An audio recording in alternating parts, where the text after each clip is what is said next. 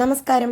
ഇന്നത്തെ വിഭവം ഒരു വളരെ സിമ്പിൾ ആയിട്ടുള്ള ഒരു ഡിഷാണ്. പക്ഷേ കുട്ടികൾക്കൊക്കെ ഒരുപാട് ഇഷ്ടമുള്ള മയണീസ് എഗ്ലെസ് ആയിട്ടാണ് ഞാൻ ഉണ്ടാക്കുന്നത്. വളരെ പെട്ടെന്ന് നമുക്ക് ഈ മയണീസ് തയ്യാറാക്കാം. ഇത് ചപ്പാത്തിയുടെ, സലാഡിൻ്റെ, ഡ്രസ്സിങ്ങിൻ്റെ കൂടെ, സാൻഡ്വിച്ചിനൊക്കെ ഉപയോഗിക്കാം. അപ്പം മയണീസിനായിട്ട് ഞാൻ ഇവിടെ ഒരു പാത്രത്തിലേക്ക് ആദ്യം 2 കപ്പ് സൺഫ്ലവർ ഓയിലാണ് ഒഴിക്കുന്നത്. വെളിച്ചെണ്ണ കൊണ്ട് നമുക്കൊരിക്കലും ഉണ്ടാക്കാൻ പറ്റില്ല. ഇനി വേറൊരു കപ്പിലേക്ക് 1 കപ്പ് പാലും.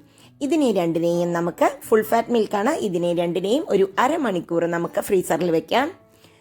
അരമണിക്കൂർ കഴിഞ്ഞിട്ട് കേട്ടോ. ഇത് രണ്ടും തണുത്തത് കൊണ്ട് മാത്രമേ ചെയ്യാൻ പറ്റുള്ളൂ. അപ്പം ഞാൻ അതിന് ശേഷം ആ ഓയിലിനെയും പാലിനെയും ഒഴിച്ചിട്ടുണ്ട്.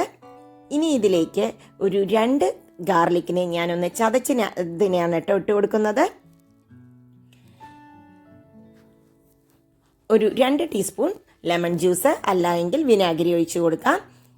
നിങ്ങൾക്ക് ഇതിൽ മസ്റ്റാർഡിൻ്റെ ടേസ്റ്റ് ഇഷ്ടമാണെങ്കിൽ കുറച്ച് മസ്റ്റാർഡിൻ്റെ പൊടിയും കൂടി ഇതിലിട്ട് കൊടുക്കാം കേട്ടോ. കടുകിൻ്റെ പൊടിയും കൂടി ഇട്ട് കൊടുക്കാം. ഉപ്പ് ആവശ്യത്തിന് ഇട്ട് കൊടുക്കാം. ഇനി ഒരു 1/2 ടീസ്പൂൺ ഷുഗറും കൂടി ഇട്ട് കൊടുക്കണം. പഞ്ചസാര കുറച്ച് കൂടുതൽ ടേസ്റ്റ് വേണ്ടവർക്ക് കുറച്ച് കൂടുതൽ ഇടാം.